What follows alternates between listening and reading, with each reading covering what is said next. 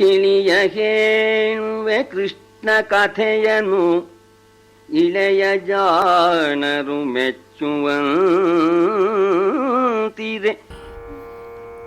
ಆವನೊಬ್ಬನಣೋರಣೀಯನ ಅದಾವನುರು ಮಹತೋ ಮಹೀಯನ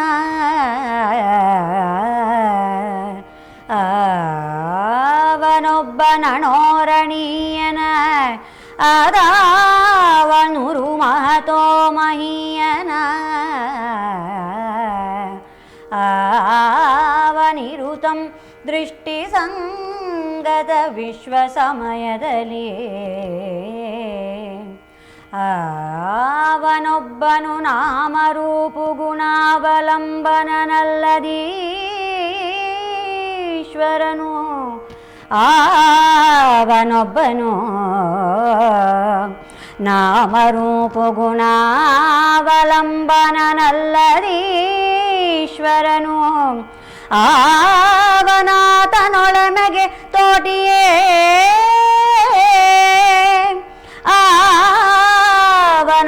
ಆವನಾತನೊಳಮೆಗೆ ತೋಟಿಯೇ ಶಿವ ಶಿವ ಎಂದ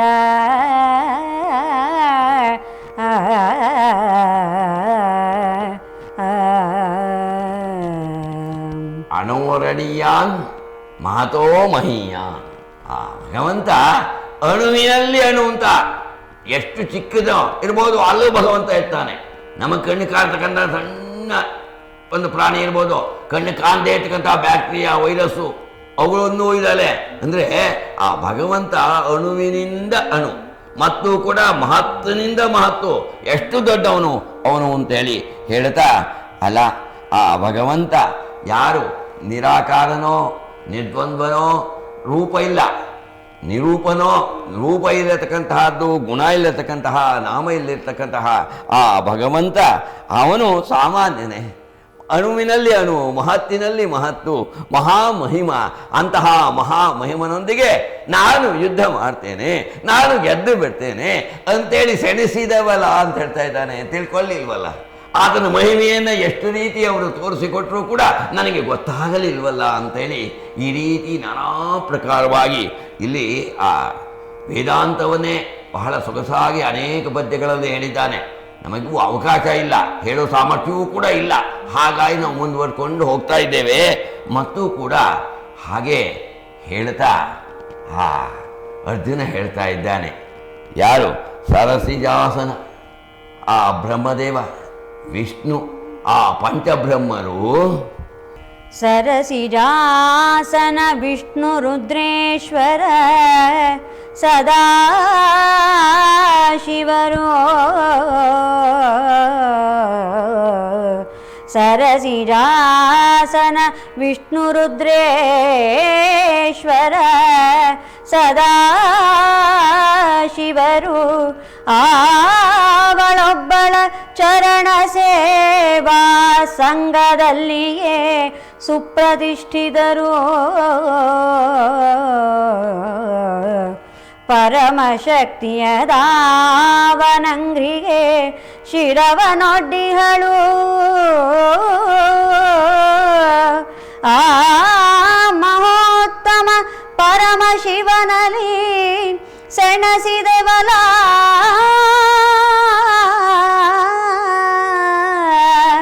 ಆ ಮಹೋತ್ತಮ ಪರಮಶಿವನಲ್ಲಿ ಸೆಣಸಿದೆವಲ ಶಿವ ಶಿವ ಎಂದ.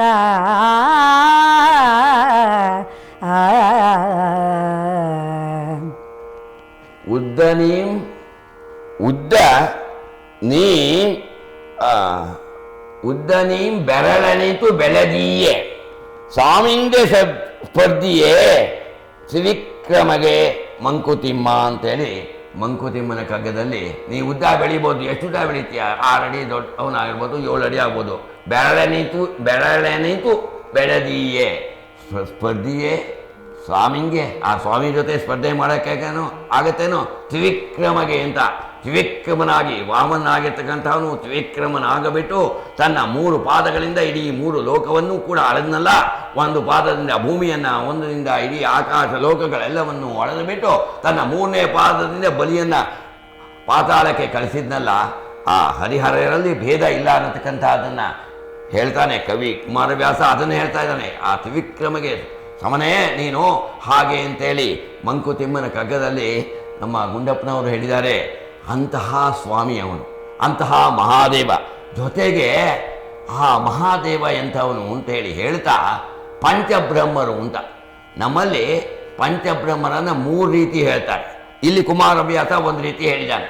ಪಂಚಬ್ರಹ್ಮರು ಯಾರ್ಯಾರು ಅಂತಂದರೆ, ಒಂದು ಬ್ರಹ್ಮ, ವಿಷ್ಣು, ರುದ್ರ, ಈಶ್ವರ, ಸದಾಶಿವ.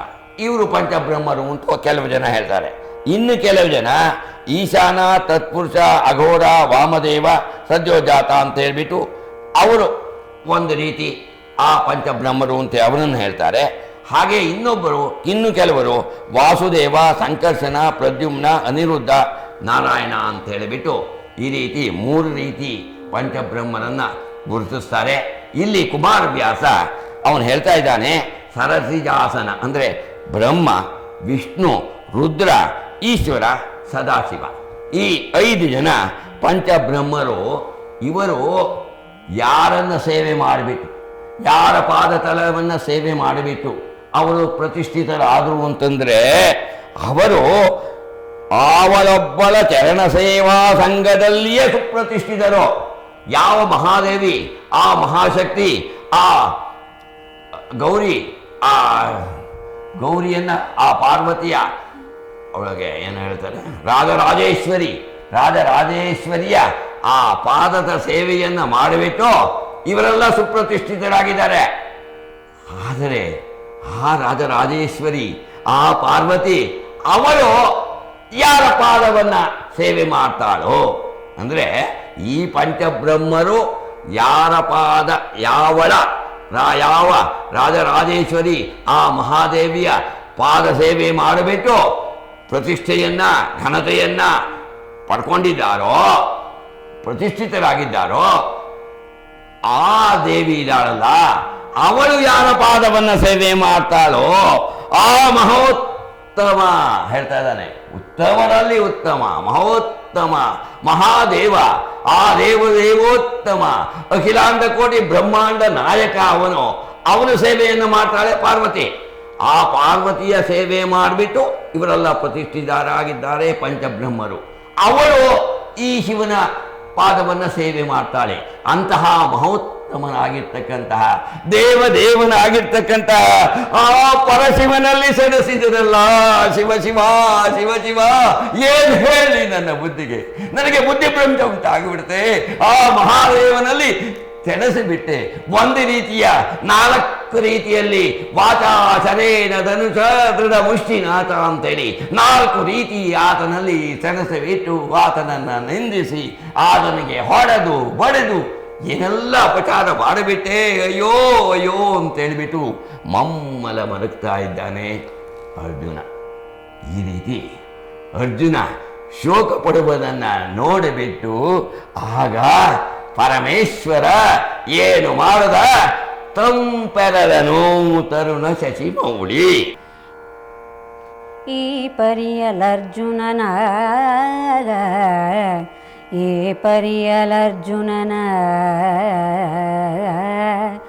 ಮನದನುತಾಪವನು ಕಾಣುತ್ತ ಶಾಬರ ರೂಪ ರಚನೆಯ ತೆರೆಯ ಮರೆಯಲಿ ಮೆರೆವ ಚಿನ್ಮಯದ ರೂಪನವ್ಯಾಹತ ನಿಜೋನ್ನತ ರೂಪ ರಸದಲ್ಲಿ ನರನ ಚಿತ್ತದ ತಾಪವಡಗಲು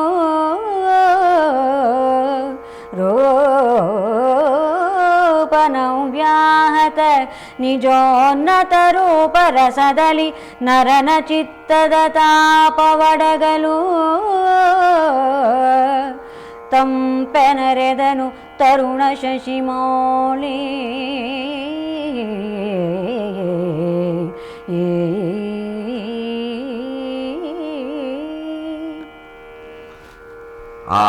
ಈ ರೀತಿಯಾಗಿ ಅರ್ಜುನ ಬಹಳ ದುಃಖ ಪಡ್ತಾ ಇದ್ದಾನೆ, ಬೆವಳ್ತಾ ಇದ್ದಾನೆ. ಆ ಪರಿತಾಪ, ಆ ದುಃಖದ ತಾಪ, ಆ ಸೆಕೆ, ಆ ಬೇಗೆ, ಅದರಿಂದ ಮೈಯೆಲ್ಲ ಕುದೀತಾ ಇದೆಯಂತೆ.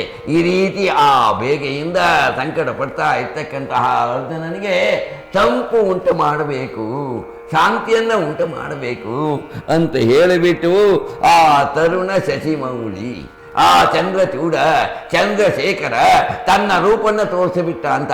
ಶಾಬರ ರೂಪದಲ್ಲಿರ್ತಕ್ಕಂತಹ ಅಖಂಡ ಚಿನ್ಮಯ ರೂಪು, ಸಚ್ಚಿದಾನಂದ ಸ್ವರೂಪನಾಗಿರ್ತಕ್ಕಂತಹ ಆ ಪರಶಿವ ಅವನು ಗಂಗಾಧರನಾಗಿ, ಚಂದ್ರಶೇಖರನಾಗಿ, ಸರ್ಪಭೂಷಣನಾಗಿ ಅವನ ತನ್ನ ನಿಜ ಸ್ವರೂಪವನ್ನು ಅರ್ಜುನನಿಗೆ ತೋರಿದ ಅಂತ. ತಂಪನ್ನು ಉಂಟು ಮಾಡದ ಅರ್ಜುನಿಗೆ ಅಂತ ಆ ಪರಿತಾಪ, ದುಃಖ, ಸಂಕಟ, ಬೇಗೆ ಇದೆಲ್ಲರಿಂದ ಕುದೀತಾ ಇದ್ದಾನೆ ಅರ್ಜುನ. ಅವನಿಗೆ ತಂಪು ಮಾಡಬೇಕು, ಶಾಂತಿಯನ್ನು ಕೊಡಬೇಕು ಅಂತ ಹೇಳಿಬಿಟ್ಟು ಅವನು ತಂಪನ್ನು ಉಂಟು ಮಾಡ್ದ ಅಂತ. ಆ ಪರಶಿವ ಎಷ್ಟು ತಂಪು, ಅವನ ತಂಪು ಮಾಡ್ದ ಅಂದರೆ ಅವನಲ್ಲಿ ತಂಪಿರಬೇಕಲ್ಲ. ಆದರೆ ಅವನು ಎಷ್ಟು ತಂಪಾಗಿದ್ದಾನೆ ಅಂತಂದರೆ ಒಂದು ಪದ್ಯದಲ್ಲಿ ಬಹಳ ಸೊಗಸಾಗಿ ಒಬ್ಬ ಭಕ್ತ ವರ್ಣನೆ ಮಾಡ್ತಾನೆ.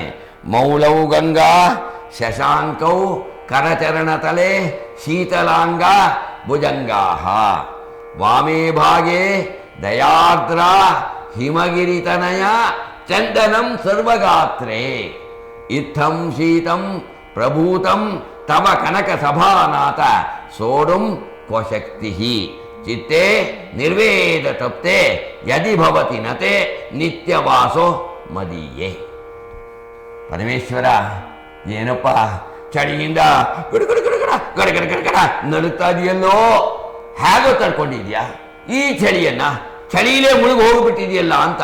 ಯಾಕೆ ಅಂದರೆ ತಲೆ ಮೇಲೆ ಗಂಗೆ ಇದ್ದಾಳೆ, ಶೀತಲವಾಹಿನಿ ಗಂಗೆಯನ್ನ ತಲೆ ಮೇಲೆ, ಜೊತೆಗೆ ಮೌಲವು ಗಂಗಾ ಶಶಾಂಕವು, ಆ ಜೊತೆ ಚಂದ್ರನೂ ತಂಪು, ಗಂಗೆನೂ ತಂಪು, ಅದನ್ನ ತಲೆಯಲ್ಲಿ ಇಟ್ಕೊಂಡಿದೀಯ. ಆಮೇಲೆ ಕರಚರಣ ತಲೆ ಶೀತಲಾಂಗ ಭುಜಂಗಾಹ, ಕರ ಚರಣ ಕೈಯಲ್ಲಿ, ಕಾಲಲ್ಲಿ, ಕುತ್ತಿಗೆಯಲ್ಲಿ ಎಲ್ಲ ಕಡೆನೂ ಸರ್ಪ. ನೀನು ಸರ್ಪಭೂಷಣ, ಎಲ್ಲ ಕಡೆ ಸರ್ಪವನ್ನು ಇಟ್ಕೊಂಡ್ಬಿಟ್ಟಿದ್ದೆ, ಭೂಷಣನಾಗಿ ಇಟ್ಬಿಟ್ಟಿದೀಯ. ಕೈಯಲ್ಲಿ, ಕಾಲಲ್ಲಿ, ತಲೆಯಲ್ಲಿ ಎಲ್ಲ ಕಡೆನೂ ಸರ್ಪವೇ ಇದೆ. ಹಾಗಾಗಿ ಅದು ಕೂಡ ಕೋಲ್ಡ್ ಬ್ಲಡೆಡ್ ಅನಿಮಲ್ ತಾನೆ ಸರ್ಪ, ಅದು ತಣ್ಣನೇ ರಕ್ತದ ಪ್ರಾಣಿ. ಹಾಗಾಗಿ ಅದು ಶೀತವನ್ನು ಉಂಟು ಮಾಡ್ತಾ ಇದೆ. ಗಂಗೆ ಶೀತ, ಚಂದ್ರ ಶೀತ, ಸರ್ಪ ಶೀತ.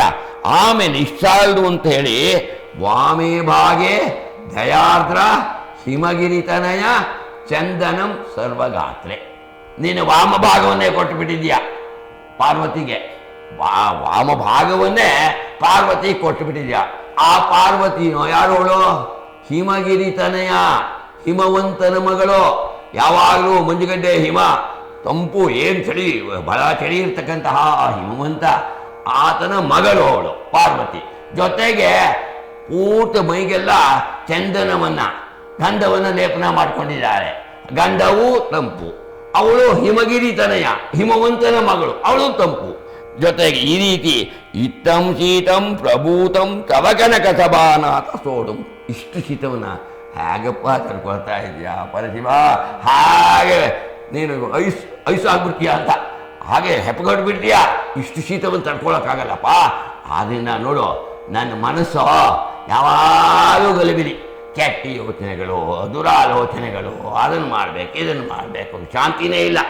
ಒಳ್ಳೆ ಕುದೀತಾ ಇದೆ ನನ್ನ ಮನಸ್ಸು, ಬಹಳ ಕುದೀತಾ ಇದೆ, ನಿರ್ವೇದ ತಪ್ಪೆ. ಆದ್ದರಿಂದ ಅವನು ಕೆಲಸ ಮಾಡು, ನೀನು ನನ್ನ ಮನಸ್ಸಿಗೆ ಬಂದುಬಿಡು. ಮನಸ್ಸಿಗೆ ಬಂದುಬಿಡು, ನಿನಗೆ ಬಿಸಿ ಆಗುತ್ತೆ, ನನಗೆ ತಂಪಾಗುತ್ತೆ. ನನ್ನ ಮನಸ್ಸು ಕುದೀತಾ ಇದೆ, ಕೆಟ್ಟ ಯೋಚನೆಗಳು, ದುರಾಲೋಚನೆಗಳು, ಅದನ್ನು ಮಾಡಬೇಕು, ಇದನ್ನು ಮಾಡಬೇಕು ಅಂತ ಏನು ಮನಸ್ಸಿಗೆ ನೆಮ್ಮದಿನೇ ಇಲ್ಲ. ಹಾಗಾಗಿಬಿಟ್ಟಿದ್ದೀನಿ. ಹಾಗಾಗಿ ನೀನು ನನ್ನ ಮನಸ್ಸಿಗೆ ಬಂದುಬಿಡು, ನಿನಗೆ ಬಿಸಿ ಆಗುತ್ತೆ, ನನಗೆ ತಂಪಾಗುತ್ತೆ. ಅಂದರೆ ಯಾವಾಗಲೂ ಭಗವಂತ ನನ್ನ ಮನಸ್ಸಿನಲ್ಲಿ ಇರು ಅಂತ ಹೇಳಿಬಿಟ್ಟು ಒಬ್ಬ ಭಕ್ತ ಈ ರೀತಿಯಾಗಿ ಪರಮೇಶ್ವರನನ್ನು ಪ್ರಾರ್ಥನೆ ಮಾಡಿದ್ದಾನೆ. ಅಂತಹ ತಂಪಾಗಿರ್ತಕ್ಕಂತಹ ತಂಪೆರಲನು ಅಂತಹ ಆ ಭಗವಂತ, ಆ ಮಹಾದೇವ ಶಿವ ಅರ್ಜುನನಿಗೆ ತಂಪನ್ನು ಉಂಟು ಮಾಡ್ದ. ಅಂತ ಹೇಳಿ ಕಥೆಯನ್ನು ಹೇಳ್ತಾ ಇದ್ದಾರೆ ವೈಶಂಪಾಯನರು. ಅಲ್ಲ ಜನಮೇಜಯ ಏನು ಹೇಳು? ಹಾಗೆ ತಂಪನ್ನ ಉಂಟು ಮಾಡಿಬಿಟ್ಟು ಆಮೇಲೆ ಜನಮೇಜಯನಿಗೆ ವೈಶಂಪಾಯನರು ಏನು ಹೇಳು? ನಿಮ್ಮ ಆ ಪಾರ್ಥನ, ನಿಮ್ಮ ವಂಶದವನಾಗಿರ್ತಕ್ಕಂತಹ, ನಿಮ್ಮ ತಾತನಾಗಿರ್ತಕ್ಕಂತಹ ಆ ಪಾರ್ಥನ ಆ ಪುಣ್ಯೋದಯ ಅದೇನು ಹೇಳಿ ಅಂತ. ಸಾಮಾನ್ಯ ಪುಣ್ಯವೇ? ಯಾವ ಸನಕಾದಿಗಳು ಅನವರತ ಜೀವನ ಪೂರ್ತಿ ಆ ಭಗವಂತನ ಧ್ಯಾನವನ್ನು ಮಾಡ್ತಾ ಇದ್ರು ಕೂಡ ಅವರಿಗೆ ಗೋಚರನಾಗದೇ ಇರ್ತಕ್ಕಂತಹ ಆ ಪರಮೇಶ್ವರ ಒಲೆದು ಬಂದುಬಿಟ್ನಲ್ಲಪ್ಪ, ನಿಮ್ಮ ಪಾರ್ಥನ ಸಮೀಪಕ್ಕೆ ಬಂದುಬಿಟ್ನಲ್ಲ, ತನ್ನ ನಿಜ ರೂಪವನ್ನು ತೋರಿಸಿದ್ನಲ್ಲ ಅಂತ ಹೇಳ್ತಾ, ಹಾಗೆ ಆ ಭಗವಂತ ಕರುಣಾಮಯಿಯಾಗಿರ್ತಕ್ಕಂತಹ ಕರುಣಾಸಾಗರ ತನ್ನ ಪಂಚಮುಖವನ್ನು ಕೂಡ ತೋರಿಸಿದ್ದಾನೆ. ಪರಮೇಶ್ವರನಿಗೆ ಪಂಚಮುಖ: ಸದ್ಯೋಜಾತ, ವಾಮದೇವ, ಅಘೋರ, ಈಶಾನ, ತತ್ಪುರುಷ ಅಂಥೇಳಿ 5 ಮುಖ. ಆ 5 ಮುಖದಲ್ಲೂ ಕೂಡ 5 ರೀತಿಯಾಗಿರ್ತಕ್ಕಂತಹ ವರ್ಣನೆ ಮಾಡಿದ್ದಾನೆ. 5 ಮುಖಗಳು ಹೇಗಿದೆ, ಯಾವ ಆಯುಧಗಳನ್ನು ತೆಗೆದುಕೊಂಡಿದ್ದಾನೆ, ಯಾವ ಮುಖ ಹೇಗಿತ್ತು ಅಂತ ಹೇಳಿಬಿಟ್ಟು ಆ 5 ಮುಖದ ವರ್ಣನೆಯನ್ನು ಕೂಡ ಕುಮಾರವ್ಯಾಸ ಮಾಡಿದ್ದಾನೆ. ಆ ಸದ್ಯೋಜಾತ, ಮೊದಲಿಗೆ ಸದ್ಯೋಜಾತ ಆತ ಹೇಗಿದ್ದ, ಆತನ ಮುಖ ಹೇಗಿತ್ತು ಅನ್ನೋದನ್ನು ವರ್ಣನೆ ಮಾಡಿದ್ದಾನೆ ಕುಮಾರವ್ಯಾಸ. ಕೇಳಿ. ಬಲಿದ ಚಂದ್ರಿಕೆಯರ ಕವೆನೆ ತಳತಳಿಸಿ ಬೆಳಗುವ ಕಾಯಕಾಂತಿಯ ಪುಲಿದೊಗಲ ಕೆಂಜಡೆಯ ಕೇವಣದಿಂದು ಫಣಿಪತಿಯ ಹೊಳೆವ ಹರಿಣನ ಅಕ್ಷಮಾಲಾ ವಲಯದ ಅಭಯದ ವರದ ಕರ ಪರಿಕಲಿತನು ಎಸೆದನು ಶಂಭು ಸದ್ಯೋಜಾತ ವಕ್ತ್ರದಲ್ಲಿ.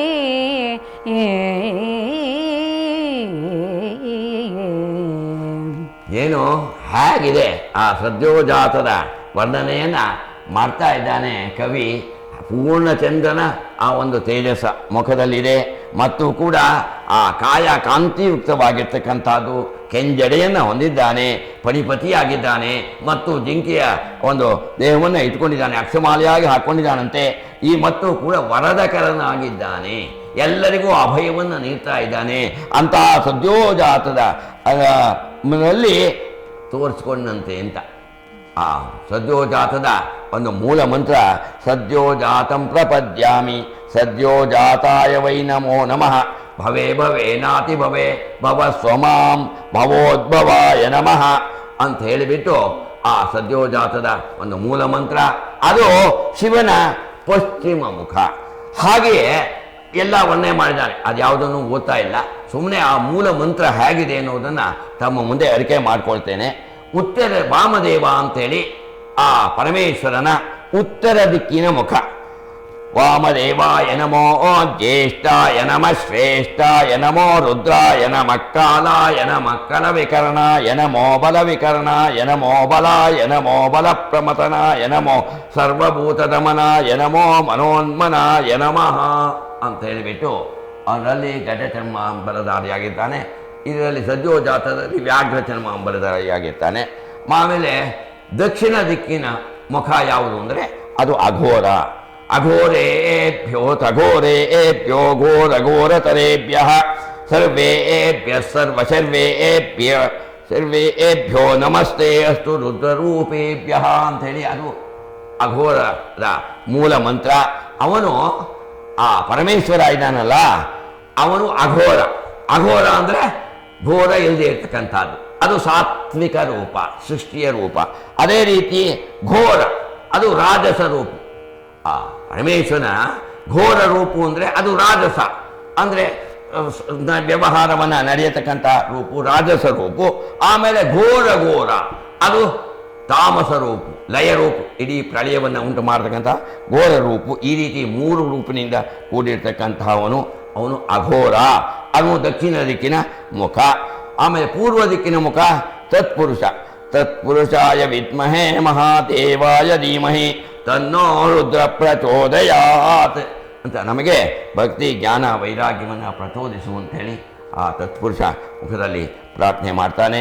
ಹಾಗೆ ಊರ್ಧ್ವಮುಖ ಅಂದರೆ ಈಶಾನ. ಈಶಾನ ಅಂತಕ್ಕಂಥದ್ದು ಊರ್ಧ್ವಮುಖ, ಮೇಲ್ಮುಖ. ಈಶಾನ ಸರ್ವವಿದ್ಯಾನಾಂ ಈಶ್ವರ ಸರ್ವಭೂತಾನಾಂ ಬ್ರಹ್ಮಾಧಿಪತಿ ಬ್ರಹ್ಮಣೋಧಿಪತಿ ಬ್ರಹ್ಮ ಶಿವೋ ಮೇ ಅಸ್ತು ಸದಾ ಶಿವೋಂ. ಅಂದರೆ ಅವನು ಎಂಥವನು ಅಂತಂದರೆ ಬ್ರಹ್ಮಾಧಿಪತಿ ಬ್ರಹ್ಮಣೋಧಿಪತಿ. ಅವನು ಹಿರಣ್ಯ ಗರ್ಭ ಬ್ರಹ್ಮನಿಗೂ ಕೂಡ ಅಧಿಪತಿಯಾಗಿ ಇಡೀ ಸಮಸ್ತ ವಿಶ್ವವನ್ನು ಕೂಡ ವ್ಯಾಪಿಸಿಬಿಟ್ಟು ಅವನು ವಿಶ್ವಾತ್ಮಕನಾಗಿದ್ದಾನೆ. ಅಂತಹ ಆ ಈಶಾನ ಮುಖಕ್ಕೆ ನಮಸ್ಕಾರ ಅಂಥೇಳಿ ಆ ಎಲ್ಲ ಮುಖಗಳನ್ನು ಪ್ರಾರ್ಥನೆ ಮಾಡಿಬಿಟ್ಟು ಅರ್ಜುನ ನಮಸ್ಕಾರವನ್ನು ಮಾಡಿದ್ದಾನೆ. ಆಮೇಲೆ ಇಲ್ಲಿ ಹೇಳ್ತಾ ಇದ್ದಾರೆ, ಆ ಸಮಯದಲ್ಲಿ ಪರಮೇಶ್ವರ ಪ್ರತ್ಯಕ್ಷನಾದ, ತನ್ನ ದಿವ್ಯವಾಗಿರ್ತಕ್ಕಂತಹ ಆ ರೂಪನ ತೋರಿಸಿದ, ತನ್ನ ಪಂಚಮುಖವನ್ನು ತೋರಿಸಿದ. ಆ ಪರಮೇಶ್ವರನನ್ನು ನೋಡಬೇಕು ಅಂತೇಳಿ ಯಾವ ಸನಕಾದಿ ಋಷಿಗಳು ಅನವರತ ತಪಸ್ಸು ಮಾಡ್ತಾ ಇದ್ದಾರೋ ಅವರಿಗೆ ಗೋಚರನಾಗದೇ ಇರ್ತಕ್ಕಂತಹ ಪರಮೇಶ್ವರ ಅರ್ಜುನನಿಗೆ ಒಡೆದು ಬಿಟ್ಟ ಅಂಥೇಳಿ ಆ ಎಲ್ಲ ಋಷಿಗಳೆಲ್ಲರೂ ಕೂಡ ಆ ಪರಮೇಶ್ವರನ ಸಮೀಪಕ್ಕೆ ಬರ್ತಾ ಇದ್ದಾರೆ.